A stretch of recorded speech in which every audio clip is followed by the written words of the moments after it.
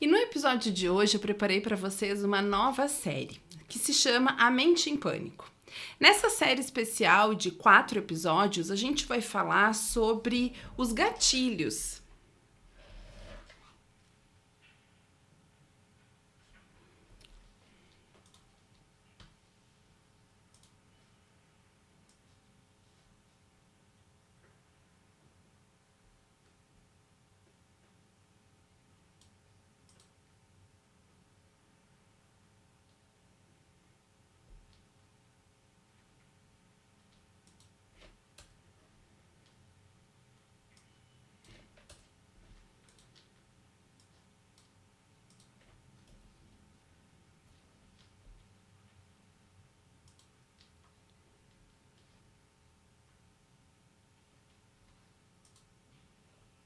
No episódio de hoje eu preparei para vocês uma nova série que se chama A Mente em Pânico.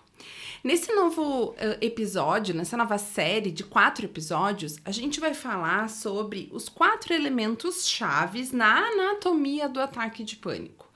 Lembrando que quanto mais conhecimento você tem, melhor você vai conseguir lidar com suas crises de pânico e você vai conseguir ajudar outras pessoas também. Então eu vou seguir usando aqui o exemplo de uma pessoa que eu vou denominar Laura, pra gente não ter problema nenhum em relação ao nome, né? Então olha só, Laura sabia que não estava sofrendo um infarto quando sentiu uma pressão, um aperto no seu peito. Ela percebeu que provavelmente era apenas ansiedade ou estresse, mas ela parecia não conseguir parar de pensar em termos de IC. E se dessa vez o aperto no peito for por causa de problemas no meu coração? E se os sintomas persistirem e evoluírem para um ataque de pânico completo? E se eu perder totalmente o controle e os sintomas não forem embora? Você se identifica com isso? Pois é. Muito embora a Laura já tivesse experimentado sintomas físicos de ansiedade dezenas de vezes, e o pior que tinha acontecido for um aumento da ansiedade, ela não conseguia parar de pensar sobre as piores hipóteses. Essas cogitações, esses ECs, foram os primeiros pensamentos que ocorreram em Laura quando ela percebeu as sensações físicas indesejáveis. Eles foram seus primeiros pensamentos apreensivos e sempre se concentravam em alguma catástrofe mental, emocional ou de saúde.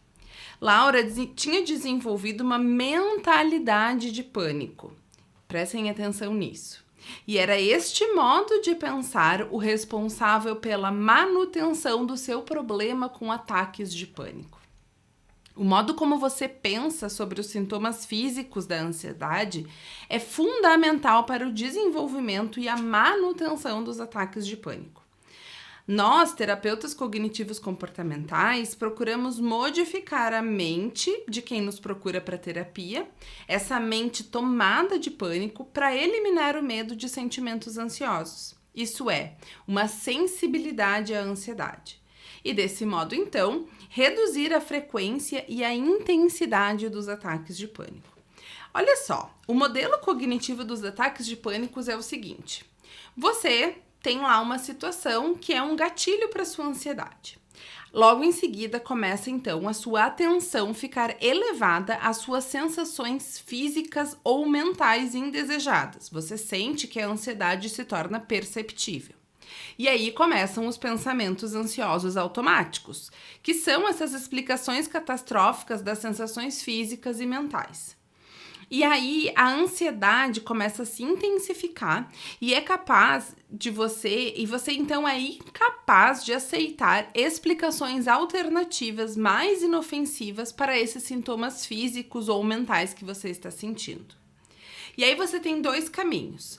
Você tem o caminho que é o ataque de pânico, e aí você começa a ter, o ataque, e aí você começa a se esforçar para reduzir essa ansiedade, só que seus esforços falham. E aí você foge, você evita os gatilhos da ansiedade, mas eles se apresentam novamente. Ou você tem um outro caminho de ir direto para fazer esforços de reduzir essa ansiedade, e aí isso aos poucos ir diminuindo as suas crises de ansiedade. Então, gente, existem 4 elementos chaves na anatomia de um ataque de pânico. Nós vamos falar dos 4. Nesse primeiro episódio, eu vou falar sobre hipervigilância. É o primeiro desses 4 elementos. Como eu expliquei, então, esse formato de como o pânico se forma, quando você tem ataque de pânico frequente, você fica preocupado com o seu estado físico, né? Monitorando frequentemente as suas funções corporais em busca dessas sensações físicas indesejáveis ou inexplicáveis. Ou seja, você desenvolve um estado de hipervigilância física. Contando que um sintoma físico, como um aperto no peito, uma dificuldade de respirar, vertigem ou náusea, possa ser explicado, ou seja, esperado. Por exemplo, eu acabo de subir uma escadaria, então é claro que você vai estar ofegante.